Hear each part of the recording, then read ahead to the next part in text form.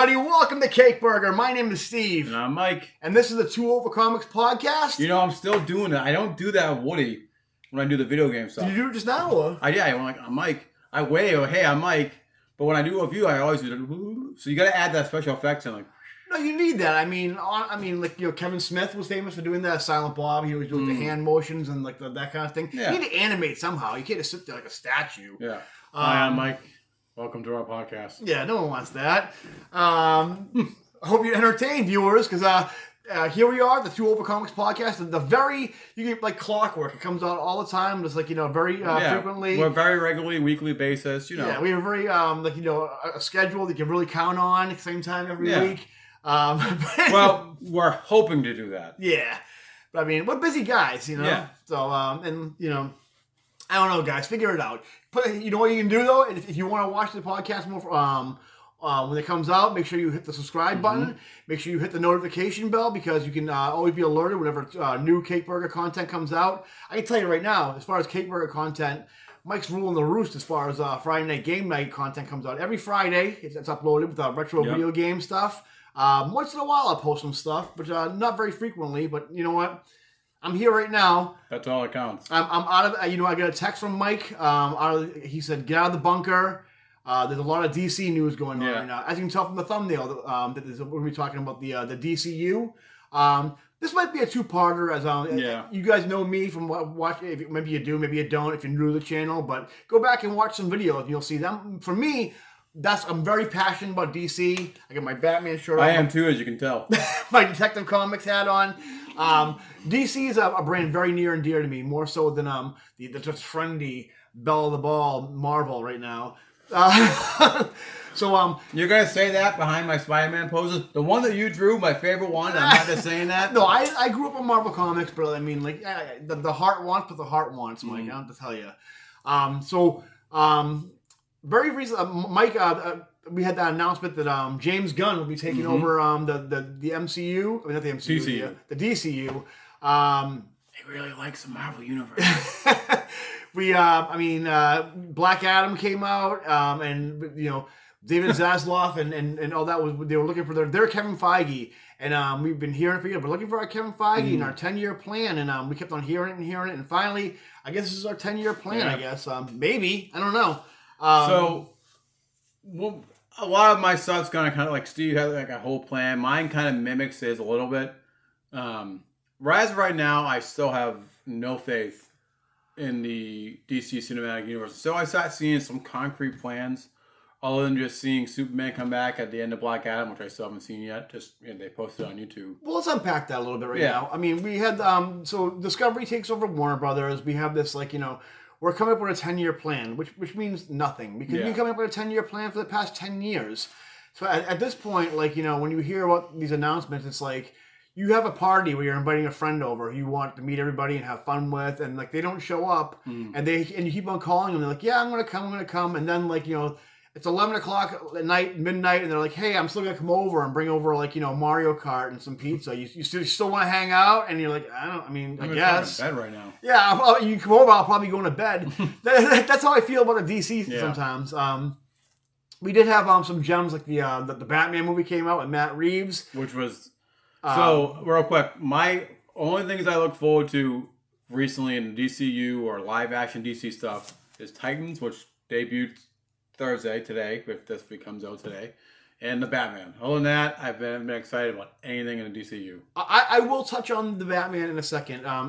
Basically, so the Rock does this Black Adam movie, which I saw, which was a lot of fun. I really enjoyed. Me and my kids liked it. Obviously, watching this, Superman comes back, Dr. Fate's in it, Hawkman. It's a really fun rock movie, and it's made by a bunch of people who really care about DC and like DC. And it's really fun. Dwayne "The Rock" Johnson apparently had these big plans for the DCU, but things didn't go so well in the box office. I get for The Rock. Yeah, I mean, critics didn't like it. Didn't make much money. I still enjoyed it. See, the problem is that as much as I love the MCU, even though lately I don't really care about it that much anymore. We're not going to go into that. It's just mainly characters that I don't care about. Well, but you can't go by Rotten Tomatoes, but the only thing is Rotten Tomatoes is the only person that did. A critic's opinion on a movie has never affected anyone's enjoyment in the history of anything ever. Just look at the audience scores, much higher. So I would have enjoyed The Rock's vision for it. To be honest with you, it seemed like a lot of fun, like the WWE. It seemed like wrestling stuff, like spectacle. Sounded fun, but the next week after the box office came back, James Gunn was announced as the Kevin in charge of DCU with Peter Sass, I forget his name. Yeah. Peter Safler, I forget his name. He's a producer on a bunch of Gunn movies and the Conjuring movies and a bunch of successful stuff. But anyway, Matt Reeves is supposedly making a Batman universe with a bunch of stories or shows or movies with like Batman villains. The thing about, before I touch on Gunn, Matt Reeves is like, he clearly doesn't want to play ball with everything else. He wants to make his own things and not be involved in anything else DC. He did mention one time about a Superman that could be in his universe, and it was just some guy with no powers who just like helping people. And I'm like, shut the fuck up. Yeah. Like, don't, you know what? That's fine. And as much as I love the Batman movie, and it was a perfect adaptation of the comic book movie, that's not a marketable Batman. My son, who's 9 years old, who is really like who you're looking for to hook into these characters, was asleep within 5 minutes of that movie. So I like that movie a lot because it felt very close to the Arkham games, in my opinion. Kind of like, the combat and whatnot, and I get the criticism that the movie was it was too long. It was too long, and it was too adult. And honestly, from a marketing standpoint, that costume, which makes sense in the movie and it's cool, is probably one of the most busiest, like, non-marketable, like, action figure lines I've ever seen in my life. Plus, also, that movie I felt was written as a Disney, not Disney Plus, but HBO Max style show. Like, I'm watching it, and I'm like, is this a movie, or is this supposed to be written for like a HBO Max show? It's written for a fan like me and you. Yeah. But the thing is, though, if you want to compete with like Marvel, which you can say you don't, you can say, "Oh, I want a new apple, not a bite of the Marvel apple." You want to compete with Marvel. Yeah. And you're not going to do that with that movie. It's too dark, it's too adult, and way too long, and it's just not appealing to kids. I don't get why all these studios want to do villain movies, solo movies, like the Sony. Well, villains are always more fun. They are, but like I have no interest. I haven't seen the Joker. And I don't think I ever will. I'm not going to see the sequel. I don't. I try to get through Morbius. It was the most painful thing to watch. That's a whole other ball of yarn. Yeah, so we're not going to go into that. 'Cause I like to go on tirades, so as you can tell. We will talk about DC as a brand as a whole in a separate video, because that's something I definitely like to unpack. But getting back to the movies, James Gunn's in here. He's taking charge. Supposedly he's going to continue with Peacemaker. Harley Quinn he wants to do. So we're going to get more of what you've seen from James Gunn. To me, the question is, do I like James Gunn as far as a filmmaker. The Guardians is good. Peacemaker I loved. Suicide Squad I loved. But do I really want him in charge of everything? I've seen his take on like the Justice League, and he had the Flash saying that Aquaman fucks fish, confirming that he fucks fish. He said that Wonder Woman fucks Peacemaker, and that Batman is an idiot for not killing. So, I mean, while Gunn I've seen during Guardians, he can do more kid-friendly and more like pulling at the heartstrings movies. I don't know what his vision's going to be. And if you watch the channel again, Gunn is a problematic character. Yeah. Who, that's a whole story for another thing as far as tweets from years ago.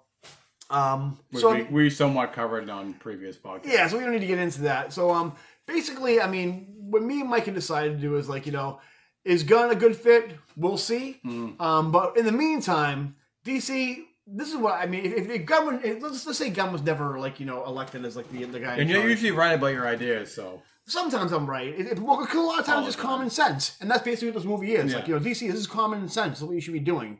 So what we're gonna do is me and Mike are gonna kind of picture what our plans would be for our 10-year plan for the DCU until Comcast buys Warner Brothers. And then it gets rebooted again. And post a cease and desist on this video. So what we're going to do is Mike's going to go first. So he's going to kind of give an outline of what his plan would be. And then I'll give mine, which is Mike kind of basically texted me. What I wanted to do was talk about the comics and the brand, and then like when this news about Gunn hit, I kind of like thought, oh well, let me think about the movies, and that put me down a wormhole. And then yesterday, I started writing an outline for what my 10-year plan for Marvel for DC movies would be, and I basically did like a 20-film synopsis, which I'll go through as fast as I can. I'll get into a separate video for it. Yeah, I didn't go that deep, but mine's basically just, it's obviously they're going to be going with the Snyderverse style universe. I truly believe that you should either, one, recast everyone. Flash should be a soft reboot. If they don't recast everyone, Flash should be a soft reboot. Which we're kind of hearing it might be anyway. Kind of like how Flashpoint was with the DC universe. We got that garbage New 52. Except the new DC cinematic universe won't be garbage, in my opinion. Unless they stick with the Snyderverse. So they're kind of like a Thor Ragnarok, where it's the same character, but like they kind of like, you know, it's soft reboot pretty much, I guess. Yeah. Character reboot. So Dick, and my thing is that you want to focus on, because these actors are getting older. A lot of these, so plus also I feel like you shouldn't be married to the idea that only Henry Cavill can play Superman, only Robert Downey Jr. can play Iron Man, because that's one of the reasons why I don't care about the MCU anymore, is that all the characters that I love aren't in it anymore. Yeah. Except for Spider-Man, and who knows if he'll actually be in it anymore. Maybe, allegedly he's in it. Someone tell Tom Holland that. He'll be in it. Yeah. But, so, and I want these characters for both Marvel and DC to be like 007. Minus Daniel Craig, from like Pierce Brosnan to Sean Connery, it's always been the same James Bond. But they recast him because each actor gets older. They recast Batman several times within within the same franchise of movies, and no one cared. Well, I mean, they cared at the end. So if we're gonna stick with the Snyderverse style characters, then I feel like that after the Flash movie comes out, it's a soft reboot. It erases some of the awfulness of the Snyderverse while taking some of the good stuff from the Snyderverse. The fact that they killed off Dick Grayson in this, I'm pretty sure he confirmed that it was Dick Grayson that died. When I thought it was going to be Jason Todd was the Joker, and he's sprayed loser or whatever. Well, that would have made sense. Yeah. That's why. So Dick Grayson's still alive. Ben Affleck, as much as I love him as Batman, he is getting older. Can I go on a quick side tangent about Ben Affleck? Ben Affleck is he's getting older, but he's not that old. He looks great. He does. These guys, they all look great, but 10-year plan wise, what a stupid decision for obviously Zack Snyder's favorite version of Batman is like Dark Knight Returns, Frank Miller, but it's like it doesn't make sense within the context of having a young Superman, young Wonder Woman, and an old Batman, and that's like starting a supergroup in like the early '90s, saying okay, we're gonna have Travis Barker on drums, and we're gonna have Flea from the Red Hot Chili Peppers on bass, and Dave Grohl, and we're gonna have Eddie Van Halen from the year 2014. It's like, what? Like when the arthritis is really set in and he can't play that well and he can't really hear.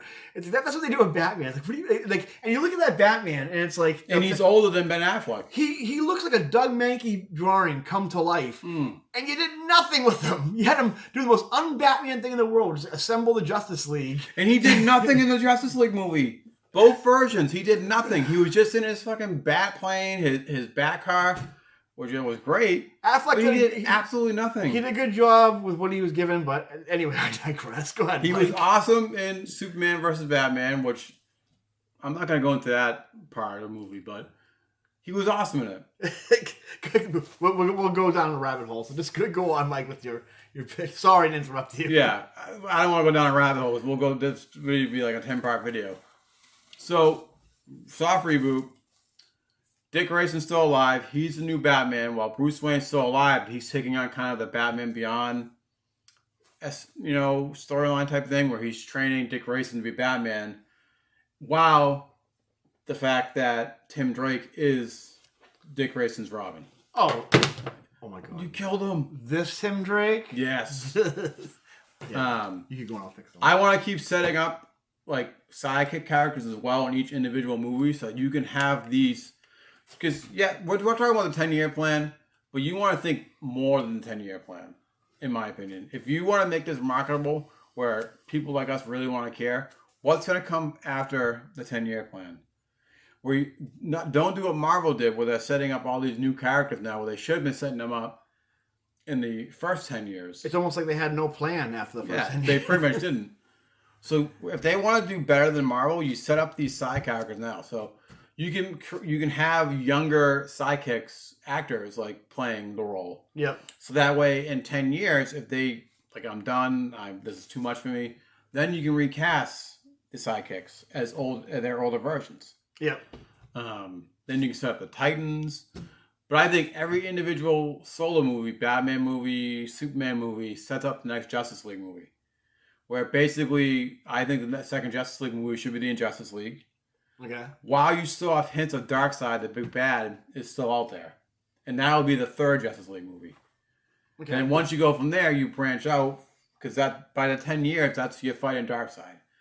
And I truly believe they should just, in their own way, copy, paste, repeat Marvel. At this plan, if they're not going to recast the actors, copy, paste, repeat Marvel. Copy, paste, repeat Marvel. Sorry. Honestly, they could execute what you're suggesting right now, where currently, there's another year until, well, getting a little closer now, but when Flash came out, which, by the way, before Ezra Miller is a perfect representation of DC Comics, because as much as problematic as he is, he's always in flux. Yeah. Never stable, and you never know what's going to happen. Just like DC Comics. But anyway, what they could have done basically is reshot the end of Flash. He comes out of a portal, wherever he's like from the Speed Force, or whatever. He's a different actor, Grant Gustin. Yeah, and he comes back and he sees Batman just like in the comics and Flashpoint. And he's like, "Hey, so this is," and he mentions like how to stop Darkseid, and like Batman's like, "Who's Darkseid?" And basically, he reset the timeline, so the whole Snyderverse never happened. Pretty much, we have the same actors, but it's like just a different, like Ragnarok, a soft reboot, pretty much. So like you start over again, different, same actors, different continuity. Yeah, I mean, and that's what I need. I think it honestly needs a soft reboot after this. And as much as everyone wants to see Superman versus Black Adam, I want to see Black Adam versus Shazam. Yeah, I butchered that, but I'm looking forward to Shazam very much. Me too. Yeah. That's pretty much it. I didn't go like a full, deep for each individual movie because, I just feel like if the future of the DCU is the actors they already have, you want to think beyond that. Yeah. So you bring in for the Superman movies, you can either do, like a Superman and Lois where they have kids, or you can do Connor Kent where he's a clone of Superman and Lex Luthor. He'll be the new Superman in the future. Right now, Dick Grayson will be the Batman of the MCU. I've heard people mention that, yeah.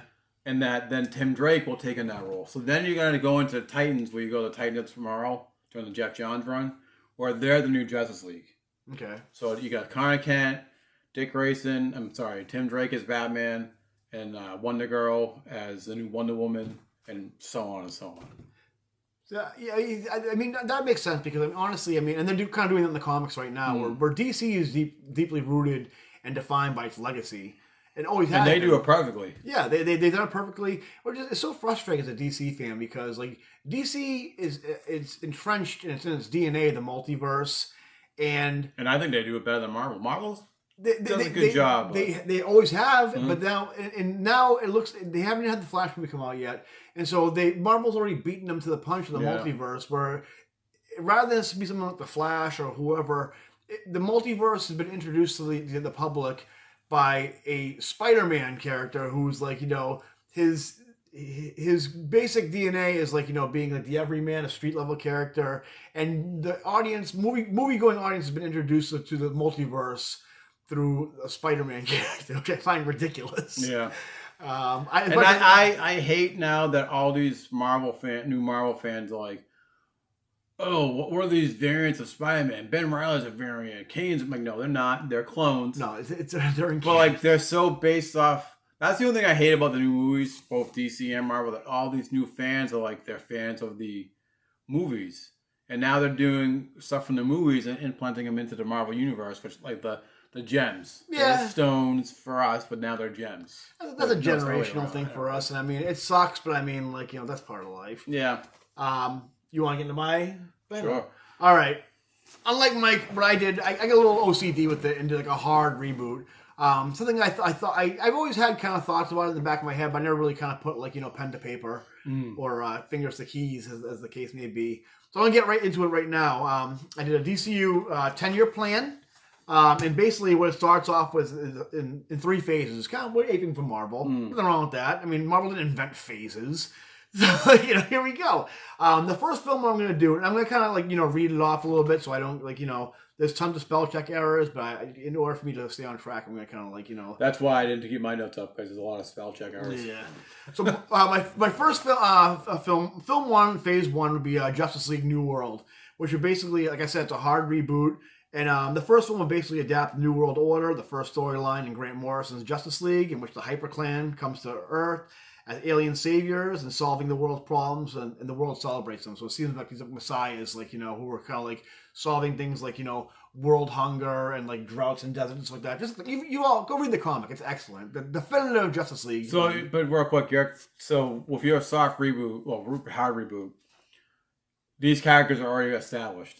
Well, yeah, we'll get that. Yeah, we're not doing origin stories at all. Kind of like the original Justice League movie that was supposed to come out. They're all already established. Yeah, we know. Yeah. We've seen the pearls drop in Batman. We've seen the Rocky going to Earth. We all know how it happened. Oh, I agree. We don't need any more origin stories. Go Google it if you don't know how these characters come. But anyway, also we're recasting everybody. So we're introducing the members of the Justice League one at a time as they're dealing with the effects of the HyperClan's solutions and having the respective sections of the world. This version of the Justice League is going to have Aquaman, The Flash, Green Lantern, who's Hal Jordan, right off the bat, anyway. Wonder Woman, Batman, and Superman, as well as John as the Martian Manhunter. We're going to borrow a little bit from New Frontier, where we're going to have like a shoehorn and origin for John and establish his private eye background, which is going to come into play with... some of them you do kind of have to do an origin story with some of the characters that haven't really been in the film yet. Plus, I mean, like, John doesn't have a big intricate, like, origin. Like, he's kind of like, okay, he's a Martian, and like he's on Earth now, and like, So anyway, we'll be borrowing a little bit from New Frontier as far as that goes. We're also going to introduce Plastic Man in this movie, who's going to infiltrate at some point in the movie, he's going to infiltrate the HyperClan, because there's something off with this HyperClan group who's like, and it's gonna be revealed that we're not gonna introduce Batman right away. He's gonna be at the end of the movie, pretty much, kind of like the first story in Justice League. And so what's gonna start the whole thing is like the HyperClan's gonna revealed to be a little shady. We're gonna find out that all these certain types of characters that are fire based or whatever are taken off the board. I mean, I guess we didn't they do that in Justice Young Justice? Latest seasons or something? They might have. I don't know. But basically, I mean, if you read the comic, what it basically is like they you realize that these aren't heroes at all. That they're not who they appear to be. In this also our Superman's gonna be Val Zod, the black Superman from Earth 2, who was basically... Hold on, Patrick. who basically and this is just right off the bat anyway, because and we're gonna save. Well, I'll get into it after. So basically, we're gonna have Val Zod. He's already he's just recently gone public. He's been in hiding for the longest time, and now he's kind of gone public. And the story plays out just like the comic. The HyperClans are revealed by Batman with help from the Johns to be White Martians. The world celebrates by the end of the movie. The world they beat the HyperClan. Obviously, the world celebrates its new heroes, and the heroes decide to team up in case any otherworldly threats like the HyperClan come and they convert the old HyperClan's base into the Hall of Justice. For our post-credit scene, we're going to have John at the monitors and looking at new heroes on the globe, like the recruit for the Justice League. And that's our first movie. And we're going right into our new rebooted Superman with Val Zod. We get to know Superman, Val Zod, as he's just getting his bearings in Metropolis, and is very green when it comes to not just city living, but human interaction in general. Like we said, Val Zod, if you read the comics, was in hiding for the longest time. He took a lot of his learnings from his parents, who were talking about pacifism and stuff like that. Because he's been hiding for years. We get flashbacks to his time on Earth, as well as the crash, and as well as some reoccurring flashbacks of him and Cal on the shuttle together. that brought them to Earth. They keep on getting cut off though before you find out what happens before they come to Earth. Val ends up establishing human connections and gets a job at living quarters at a youth outreach facility, and we set up a supporting cast, including John Henry, who us comic book fans all know turns into Steel. Great character. The antagonists of the film will be Intergang, which will be led by a quickly souped up John Corbin, who becomes Metallo. So we get some cool fight scenes with that, and the movie goes on. Like I said, this is a very broad synopsis. And Billy Zane as Lex Luthor, right? Bald Billy Zane. I haven't cast Billy Zane. I mean, Lex Luthor yet. Billy Zane's getting a little old in the tooth. I don't know. That's true. But he does look exactly like the Superman animated adventures. Superman thwarts the threat, and by the end, we find out that Corbin was funded and Intergang was funded by and upgraded by Lex Luthor. So you don't really get too much interaction with Luthor just besides introduction. After several rocket flashbacks, which appear that Kal did not survive the crash, we have a post-credit scene where Kal-El is alive and is injured and is in suspended animation, and Val is trying to revive him. Very Earth 2. Yeah. That book that came out a while ago. One of the gems of New 52. Our third film in Phase 1... The only gem. will be Wonder Woman. This Wonder Woman, I'll just kind of get into it. The film takes place basically right after the events of Justice League. Diana returns to Themyscira, and it's revealed that she has snuck out and has been sneaking out to the world of man for some time now and is chastised by her mother. We're going to play around with Wonder Woman's origin and give her a little bit of a Little Mermaid vibe. Diana will be sort of the runt of the Amazons rather than being the tall Amazons, but that she'll be kind of like the scrapper who likes getting into trouble. While establishing her world in Themyscira, it's revealed that Diana has been meeting with a mysterious figure on the outskirts of the island who will later be revealed to be Ares, who is a dead god and is trying to be reborn. Diana is coaxed into leaving the island yet again, and at some point meets Steve Trevor, and through manipulation through Ares, he ended up accompanying Diana and goes on these fetch quests throughout the movie in order to revive the god. Hippolyta gets wind of this and sends Artemis and her Padawan Donna Troy to go get her in the world of man. We get some fish out of water hijinks and action until Ares eventually is revived and revealed to be the god of war.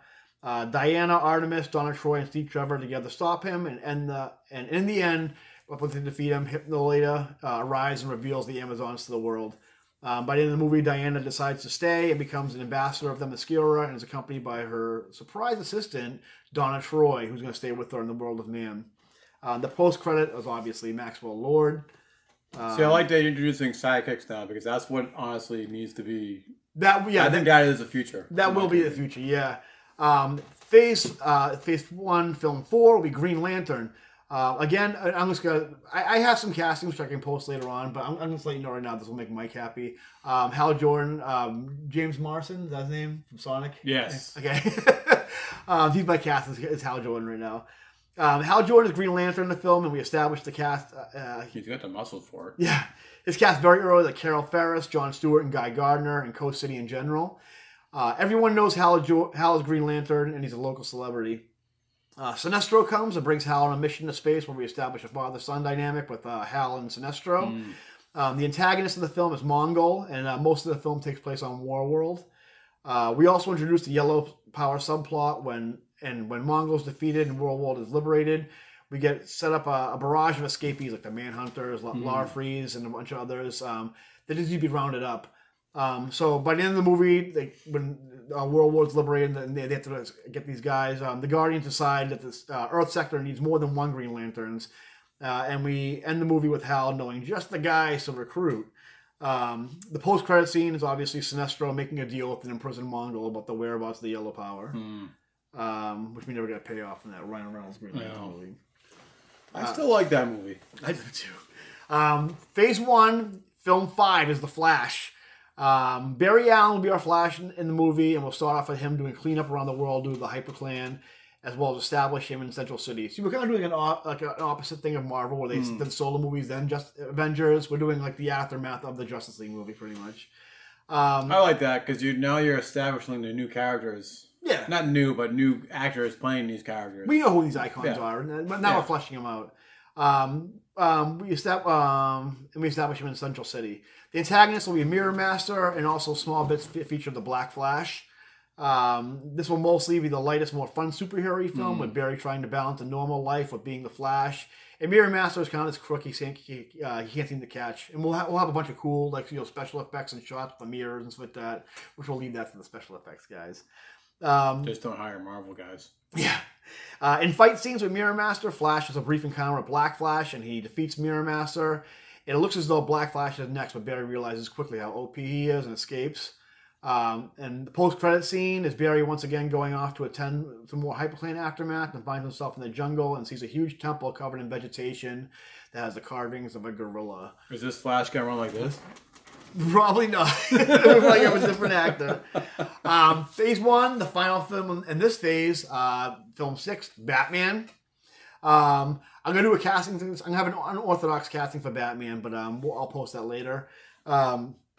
This Batman will be more a well-adjusted hero. He balances Bruce Wayne easily. Bruce is cool, charismatic, and liked. But when the bat signal lights up, he's a breath of relief for him. I understand why people grew up on a lot of our friends see Batman as the torture and no, Bruce Wayne's the mask. I love Frank Miller, but I've always hated that aesthetic where Bruce is this. He's not a psychopath. He's not he's not on the brink of constantly becoming one of his. He's a superhero. You know what I mean? And that's what the Batman movie is establishing, that he's kind of on the brink of the hero or sociopath. And you can say that for the Batman movies. This one, I like the fact that I kind of want to make him more like the Neil Adams, the type that type of Batman where he's he can crack a joke and a smirk once in a while. Gordon informs Batman of a case where Bullock and Montoya have been working on leads that have him hunting underground in the sewers after Killer Croc. Croc is working with part of the Black Triangle Circus gang, which is a little shout out to Batman Returns.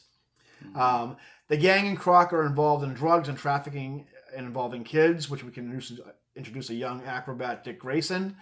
Batman finds out that the one calling the shots is in the Iceberg Lounge and Oswald Cobblepot, the Penguin. The gang and Penguin are busted up by Batman, and when Cobblepot is supposed to go to jail, he cuts a deal with the DA to be a police informant, revealing that the police and political corruption in Gotham, which Bruce makes a priority to fight with his just returning friend, Harvey Dent. The post-credit scene is the Penguin being confronted by the DA, Andrew Lincoln, who has struck a deal with him and revealed to be a part of the Court of Owls. So I like where you're going with Batman. My favorite Batman is self-contained Batman. Yeah, and that's the thing with I've always explained to my son, the Batman he's not he joins the league as a favor. It's if you need me, but don't bother me. I'm in. And that's the Batman. I don't like this all-powered Batman can beat everyone. Garbage. Yeah. I hate that. He's a guy who realizes he's in a Batman costume and uses it as a tool to make his city better. Yeah. Now we're entering phase 2. And this one's going to be called, this is a Superman film, Superman, Man of Tomorrow. After the events of the first film, we see Superman getting more settled into Metropolis and becoming one of the most loved heroes. He and Lex have their first interaction, and Lex tries to befriend him and finds out if Val has possession of any advanced alien tech that he and Val could use to benefit the Earth, which Superman denies and kind of starts a little bit of mistrust with Lex and Val. We then see another pod in space that lands and reveals to be Kara, Supergirl. She emerges and gets her bearings in this new world and finds out about Val. There are flashbacks of her, Val, and Kal-El being sent off to Krypton together and seeing Kal nowhere in sight, and knowing about the House of Zod and their history on Krypton, pieces together that Val killed Kal-El and it goes after him. When arriving Metropolis, Lex intercepts and Kara and manipulates her and manipulates her further and dons her Supergirl with a costume and everything, which kind of plays off a little bit what the Supergirl and Lex's history was in the 90s. They fight, and in the end, Kara finds out about Kal-El and decides to help Val find a cure. The post-credit is Luthor getting a message from the stars, and the transmission is the Brainiac symbol. Brainiac was one of my villains in the up here. We've been waiting for him. Yeah.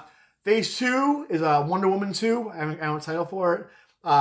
We meet back up with Diana and Donna and her life and how her life is going as the Amazon ambassador in the world of man, America. She's bored with the bureaucracy and finds an outlet going out and adventuring with Steve Trevor. Donna, on the other hand, revels in the UN stuff, and Maxwell Lord takes advantage of that and gets Donna to give the Amazon endorsement to the OMAC project. One of the first things OMAC alerts the UN of is a perceived aggression from the Atlanteans. Diana goes with Steve and is supposed to the supposed incident in the Pacific and meets up with Aquaman, who she fought alongside in Justice League. There's a flirtation going on between Diana and Arthur, which causes hostility with Steve. Steve ends up piecing together evidence that Atlantis is overstepping its bounds and causing international incidents, which causes conflict between Diana and Aquaman. When all is said and done, it's revealed the Ocean Master is the one acting out, and unbeknownst to them, working with Maxwell Lord. Diana and Arthur part ways, and the post-credit scene is the exchange. Diana and Arthur part ways, and post-credit is the exchange witnessed by Nubia, who is angered by the history between the Amazons and Atlanteans. So when she sees Diana and Arthur getting along, this is no, this is how it goes. We fight, and she's kind of okay, it's time to go back to the old ways and start a war with these guys. Whew. You guys still with me? Yeah. I know I still am. It's like story time, kind of. See, this is what I wish. The ideas that you have, the rich and detailed of a bigger, better DC universe. Well, I appreciate it. Which I wish Marvel was like that too. Well, if we can get through this, we'll see if we can send it to James Gunn and see if he has anything nice to respond. Phase 2 is the Green Lantern Corps. Hal's returned to Earth to recruit John and Guy as Green Lanterns, to which they, of course, agree. The movie is split between two kind of storylines where the two of them training, and Hal and Sinestro, Tamar, and Gnort, my favorite Green Lantern, the dog Green Lantern, going on a mission to round up the faction of Manhunters, but was really a ploy by the Sinestro orchestrated to have them obtain the yellow power battery.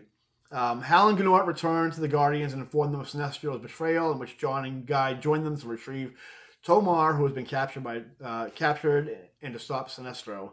Sinestro has enlisted an army of Yellow Lanterns, and a huge battle ensues, and Sinestro is defeated and captured. Guy's ring somehow gets melded with the yellow ring after beating a Yellow Lantern up so bad that he gets his classic Bronze Age look, where he has Sinestro's ring, but in this one it's kind of a mix of both of them.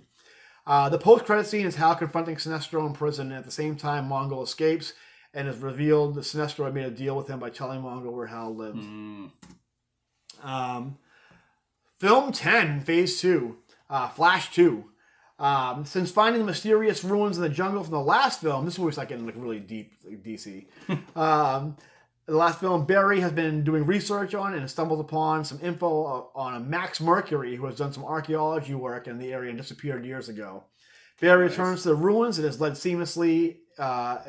led by a seemingly mystical trail, kind of like the Donnie Darko God portal, and enters and discovers it to be Gorilla City.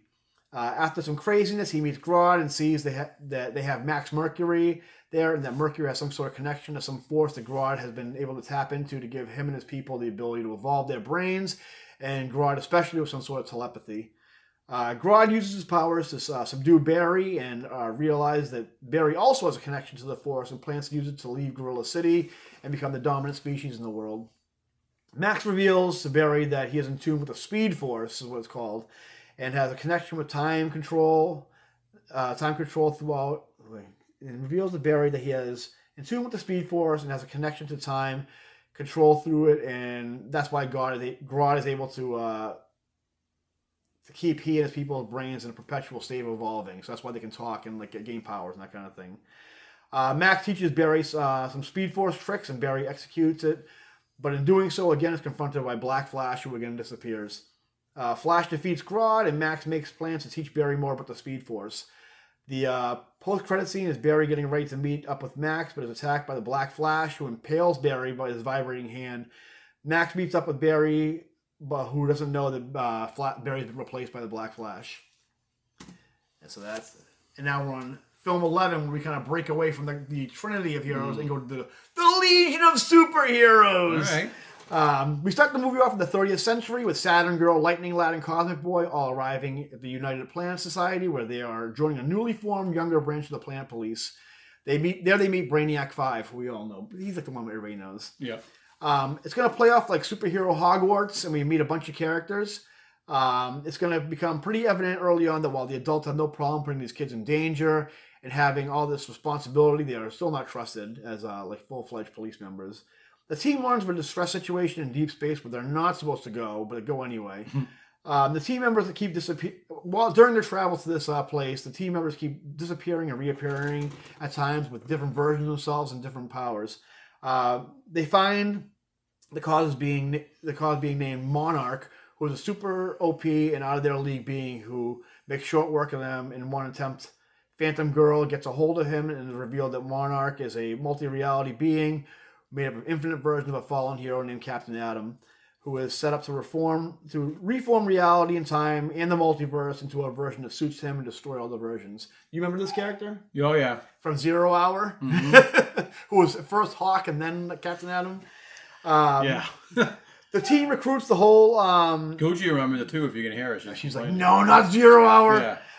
He's not the only mention of Zero Hour we'll have in this. The team recruits the whole United Planets Society... is that what it's called?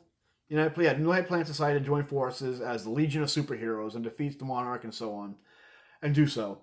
Post-credits, the Legion returning to the United Planet Society to find it destroyed and only one survivor who was an aged version of Brainiac 5, revealing that the station and police were decimated hundreds of years ago. The Legion asks why, and Brainiac tells them the Great Darkness destroyed it. Well, if we all know, the Great Darkness is a huge story in DC. I noticed that no Aquaman movies yet. He was in Wonder Woman. Fuck Aquaman. Yeah, I agree. Sorry. Don't be. Aquaman was great, but if someone can fit him in there, you're more than welcome to. I just make sure if you do Aquaman movie, it's all slow motion scenes like in the Snyder Cut. All right, let's try to get through this. We're running a little long. Batman 2 was the 12th film in this. And I think it's the last film in this era, I think, phase. Commissioner Gordon, Dent, and Batman are working in unison, busting up corruption in Gotham. Batman is taking down political and mob muscle like Firefly, KG Beast, and Amidala. Dick Grayson, who now stays with Bruce and Alfred, watches and idolizes Batman.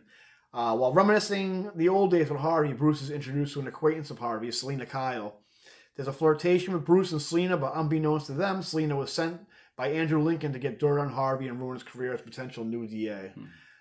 When turning up nothing, Lincoln reveals his connection to the Court of Owls to Harvey and offers Harvey a spot, which he refuses and is attacked by the court. Batman, who is keeping tabs on Harvey, stops him and rescues Harvey.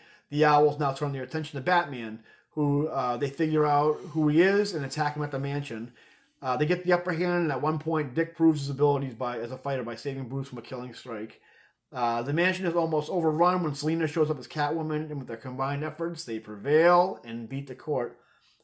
Lincoln is implicated and is on the lam, in which Harvey Dent is elected the new DA, and Bruce starts training Dick as Robin. The post-credit is Lincoln in hiding, in which he is approached for an autograph. The Joker, the figure praises... Oh, I'm sorry. Spoiler alert. Approached by an autograph. The Joker... I keep it... God damn it. The figure praises Lincoln for his performance as a White Knight and says the dramatic actors get all the acolytes, while the comedians never gain respect, and the figure is revealed to be the Joker who shoots Lincoln. And now here at Phase 3. We're in the home stretch now. This one's called Justice League Final Night. The film opens with Hal returning from space to find his home coast city destroyed by Mongol. Hal furiously attacks, and a big battle ensues that gets the attention of Martian Manhunter and Superman. John and Superman help Hal, but in the fight, John reads Hal's mind and realizes that he's unhinged and is going to kill Mongol. He tries to subdue Hal while Superman takes on Mongol. They beat Mongol, and John Stewart and Guy arrive to see John and Superman seemingly fighting Hal. They help out Hal, and Hal blasts Superman and Martian Manhunter back and kills Mongol. Hal grieves for his lost home. Guy and John agree and to confront the Guardians and ask them to use their power to bring Coast City back. The Guardians refuse, and Hal loses it. He attacks the Guardians and fights all the Lanterns, absorbing their power and draining all its life to rebuild Coast City. John and Guy realize that Hal has gone too far and try to stop him, but he's too powerful. They go to find the League. Hal tries to revive his home, and while he does so, metamorphs into Parallax. He then is confronted by the League. Martian Manhunter tries to use his telekinesis to show Hal of his background, his dead people from Mars, and how he grieved. Plastic Man shapeshifts into Carol Ferris to try to buy John some time to shut down Hal, and realizes it's him, and that sets him off even further. The League all fight Hal, and Hal uses his powers to start to drag the sun to Earth. Superman gets charged up from the enhanced sun and gets the upper hand on Hal. Hal gets his bearings and is about to beat Superman when John and Guy use their last bit of power to counteract with Hal's green power and get him down to regular power level. Hal has a moment of clarity and realizes that only him, at full power, can bring the sun back to where it was and save Earth, but in doing so, he sacrifices himself. Hal dies, and John and Guy are the only surviving Green Lanterns, and they know of. John agrees to join the Justice League, and Guy just goes off to space to try to find surviving members of the Corp. Superman finds that his powers are massively depleted from the sun overcharging him, and the post-credit scene is Supergirl at the pod in Val's holding place, and Kal-El's eyes open up. So, film 14 is Last Son of Krypton. I don't feel like chapters for this video. I think we might have to, yeah. We start the film with Superman in the battle with Toyman, and he is kind of struggling. Supergirl is also helping with the fight. It's mostly fighting drones, helping the civilians and such. They're communicating through earpieces. Toyman gets Val on the ropes and is about to squash him when a guy in a Superman shirt and jeans grabs him and brings him to safety. It's Kal-El. Kal-El is then knocked away, and Val yells to Kara to get him out of here. Val uses his heat vision to destroy the toys and freezes Toyman with his freeze breath.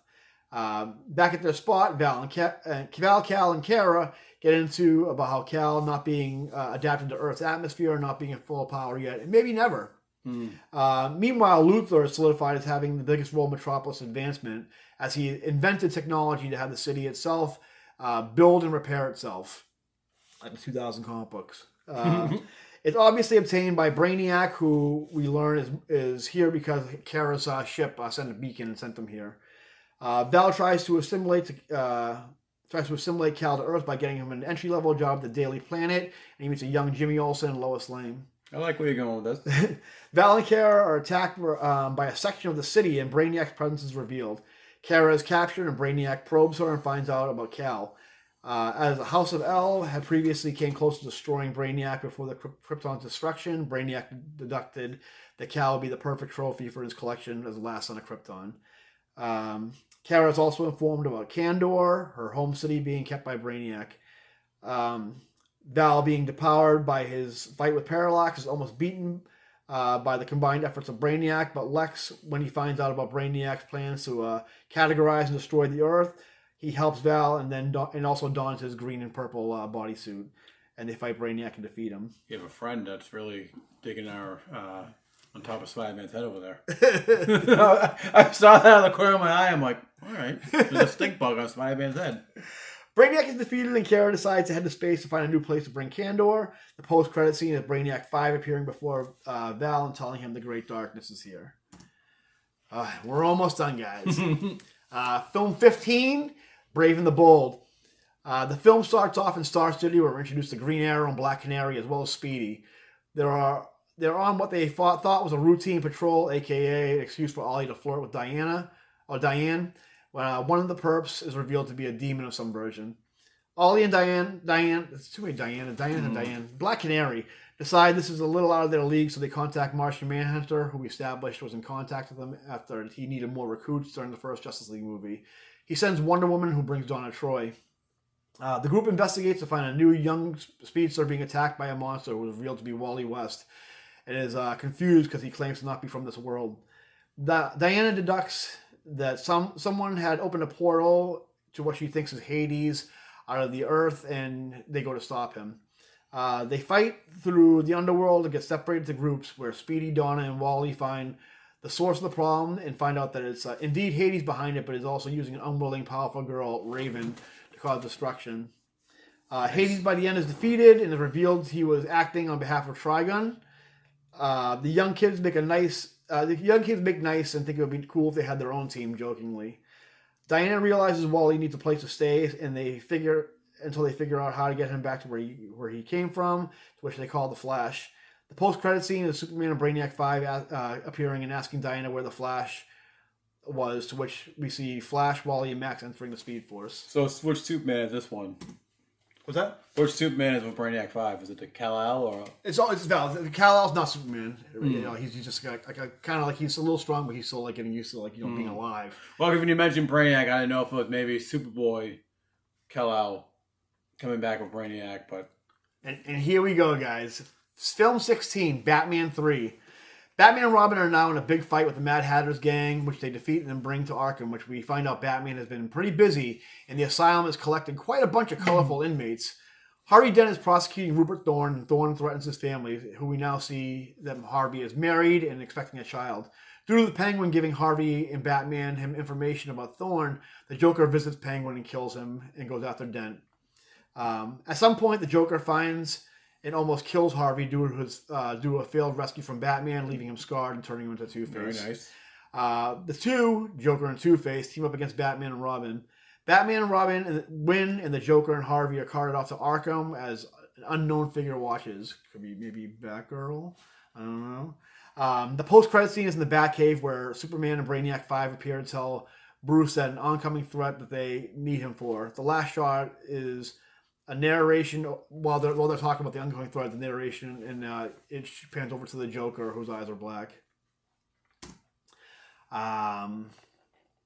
Okay, Flash. Film 17, Flash 3. Flash, Max, and Wally are visiting other timelines and realities, learning about the Speed Force and trying to find Wally's home. They meet Jay Garrick in their travels, and the movie turns into a backdoor JSA movie with all the team. They get involved in a fight between the JSA and a newly, for this time, villainized Captain Atom. During the film, Max ends up dying and settles that he had been as much help as he could with Barry when it comes to the Speed Force, which Barry says, "You haven't given me everything," to which he siphons Max's powers into his own. When Barry and Wally return, they're confronted by Batman and Superman, who know that he is the Black Flash. Barry escapes, and Brainiac 5 explains to them that the Speed Force was integral to their time, and that the Black Flash is depleting, and the Black Flash depleting it right now is making it so his world doesn't exist, and he shouldn't be here at all, because it's not possible. There's only one multiverse, and Black Flash is not part of it. Post credit is Black Flash meeting someone unknown in the Great Dark, who is the Great Darkness. And here we go right now. The last two films, I believe. Yeah. Countdown to Crisis. We're basically aping the Tower of Babel, in which the Justice League members are being systematically taken out. It plays out basically how the comic does, but instead of Bruce chasing after his dead parents, he notices the Flash isn't a part of this and goes looking for other heroes to help find and stop Flash, like Zatanna, Etrigan, Blue Beetle, and such. They eventually get the League back on its feet and confront Flash, which proves to be futile. Cosmic Boy, Lightning Lad, and Saturn Girl show up, and then Brainiac 5 come up with a plan that involves Wally getting Black Flash and Barry getting Black Flash and Barry to separate. They do. Barry, using his powers of the Speed Force he acquired, destroys Black Flash. The three Legionnaires tell the League that they have much to discuss, and the Justice League initially blames Batman, as Brainiac has seen Batman's plans in case the Justice League ever go rogue. Mm-hmm. Batman's ready to peace out when Phantom Girl suddenly appears and a few other Legionnaires. The scene... Oh, the sky then turns black, and Brainiac says the Great Darkness is here. The post-credit is a shot of a dark world where the camera pans off to a monstrous throne. Sitting at the throne is the Batman who laughs. Which, I know a lot of people will roll their eyes when Batman who laughs, but if you want fucking fans to go crazy, and you want a commercial... I mean, I don't even played Fortnite or even seen any toys. He is marketable as fuck. So anyway... this is right now, we're entering our Infinity War and Endgame, which we got our last two movies in this 10-year plan. Everyone is in the Batcave, and the illusion of superheroes tells the League about the multiverse and how in all its infinity, there's a flip side called the Dark Multiverse. It was run by a being called Barbados, who has seemingly defeated the World Forger, who keeps the multiverses separate, and the Black Flash was from that Dark Multiverse. Wally confirms all this, having seen glimpses of the multiverse through his time in the Speed Force. Wally even mentions in a cutscene that he and Raven had made mentions of Barbados, but Barbados was never that type of threat. We then get attacks from demons and the Dark Multiverse characters. The Justice League are confronted and have to fight dark versions of themselves, but without personalities. It's revealed that Batman Who Laughs is the one leading the whole thing, and we get the story how he overthrew Barbados and set all this in motion. Huge fights, and most of the Justice League is defeated. Barry, in a last-ditch effort, tries to use the Speed Force the same way he defeated Black Flash, and it doesn't work, and he dies, but sends Batman through the Speed Force. And that's the end of that movie. And this is okay, here we go. And here's our end game. Batman is, and this is the part where I think we're going to have our, Spider-Man No Way Home end game moment. Batman is lost in a stream where he's intercepted by Wave Rider, who is also from Zero Hour, who is going to be like a Silver Surfer type character. We cut to Earth where it has fallen. Batman Who Laughs has won and makes plans to convert the multiverse into the dark part. The League is broken free by newly formed Teen Titans, which has established themselves throughout this, and with their friends, also with their friends who they've met, the Doom Patrol. That was kind of my end of the 10-year plan, where the Titans were going to be the new Justice League. They'll be the next phase, yeah. Kind of like how Marvel's doing. The League recruits everyone available, including Guy Gardner and the GL Corps, the Justice League, Green Lantern Corps that he's assembled, the Amazons, the Atlanteans, Supergirl, and the Guerrilla Army. Batman then has a discussion on how to beat his dark counterpart with Wave Rider and returns to their universe. All the heroes are battling, and when all seems lost, the majority of the Dark Army is taken out by a debut of the Kal-El Superman, fully charged and powerful as fuck. The table is turned, and Wave Rider appears to them and explains how to return them to the Dark Dimension. All is left is Batman Who Laughs and Batman squaring off, in which Batman Who Laughs mocks our hero, telling him that he could beat him himself. He could beat him himself if he thought he could beat him by himself. He were nuts. To which we then hear off camera, "You want to get nuts? Okay, let's get nuts." And Michael Keaton Batman appears, as well as every version of Batman, from Bale to Conroy to mocap versions of Adam West, Joseph Gordon-Levitt as the Batman Beyond. And Val Kilmer in the Kingdom Come exoskeleton Batman armor, and there's a big audience reaction. They beat Batman Who Laughs, and all the Batman returns to their realities. By the end, we wrap up with Wally becoming the new Flash, the Titans forming, and Beast Boy and Cyborg from Doom Patrol. Val deciding to go to the future with the Legion of Superheroes and leaving Kal-El as Superman. Very nice. And that's my 10-year plan for DC. So mine wasn't as detailed as yours because you're a much bigger DC guy than I am with the history of it. But I think we all kind of came down to the same point where the Titans are going to be the next phase or the next chapter in 10 years. Which you'd have to do. I mean, after 10 years, a lot of these actors kind of age out. I mean, you can still use them, but I mean, you want some new blood anyway. And that's what I wish Marvel did, was they were setting the seeds. They kind of did with the Falcon and, the second Captain America movie, but they weren't. It would have been much better if they introduced a lot of these characters that are now the premier heroes of Marvel, if they set those seeds in a different, different movies. What they did instead was kind of like ape the all different era of the comics. Instead of getting legacy characters, younger versions of the characters, they just kind of had characters that already existed but swapped out their costumes. And it was very forced, and that's what I kind of feel with the new Marvel universe, cinematic universe. It's very forced. And I just feel like those seeds wouldn't have been forced if these characters wouldn't have been forced if they set these seeds in the first 10 years. And then, but it is difficult to do that because they didn't know that Marvel Cinematic Universe would be this successful. Yeah, exactly. I mean, knowing what we know now, I can kind of put all this together and kind of create a plan based on knowing that there's probably an audience for it and people will invest in this type of storyline. But and that's what DC needs to do now. Is that they need to do what Marvel didn't do, so that, because again, who knows if movies, the comic book movies, are still gonna be popular in 10 years? Yeah, because I'm definitely getting that burnout, mainly because like I said, the Marvel characters now that they're not bad. I just don't. They're not my characters that I like. Yeah, I'm your traditional Iron Man, Cap. Spider-Man. And I'm not even the biggest Hulk fan. Sorry, Ralph. So I don't even really care about the She-Hulk.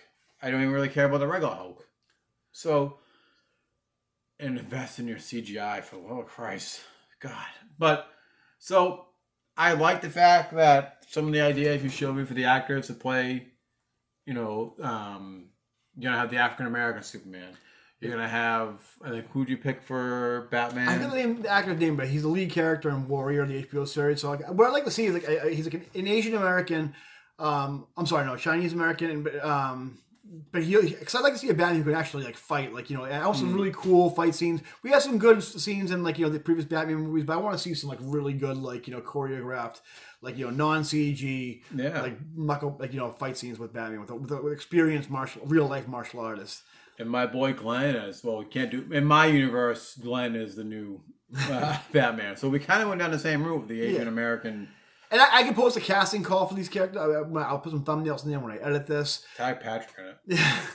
So anyway, guys, I mean, this ran super long. And we just hit the hour mark. Wow. I mean, it flew by for me. I knew Mike was kind of nodding off there. Well, no, I've been up early, so I got up real early today for my job. So nothing to do, because all of your ideas are really awesome. You have a full, detailed respect for the DC universe, which I don't see happening in the Snyderverse type DC universe. The Snyderverse is over, honestly, and hopefully, I hope it is. I mean, I don't care. We don't get dislikes anymore. We just get info on why they didn't like it. Yeah.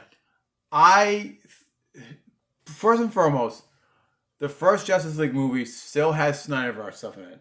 I call it the Whedon Snyderverse cut. And then you get the 4-hour-long debacle that's the Snyderverse movie, which was way too long, way too many slow motion scenes. As you can tell from, I don't mind too long. Well, I just think that the Snyderverse is really overrated. There was no real direction. And that's not so much Snyder's fault. It's the WB universe. If there's one thing we want to get across on Cake Burger now, it's that different strokes for different folks. You know what I mean? Right. But anyway, unless you got anything else to add, Mike, I think we're going to cap it off right here. I think we put everybody through enough. I think we ended we converged into one line where the Titans are the new, the new Justice League in the future in 10 years. I think we're in a good spot, I think. Yeah. I don't want to toot my own horn, but I think that puts us in a good spot. Mm-hmm. We'll see what the new DC regime does with, and I have more faith in your timeline if you're the one in charge than what they got going now. We'll see. I'm gonna fly out to Burbank and kind of like throw my hat in there. I say, hey, you guys need some help? For me, who has no prerequisites. But anyway, that's gonna do it for this time, guys. Remember to hit that button right now so that you're still watching because it's gone so long, and then hit like and subscribe. And we'll see you for more comics and video game and fun content. Make sure if you guys really like your stuff here, make sure you come over to the.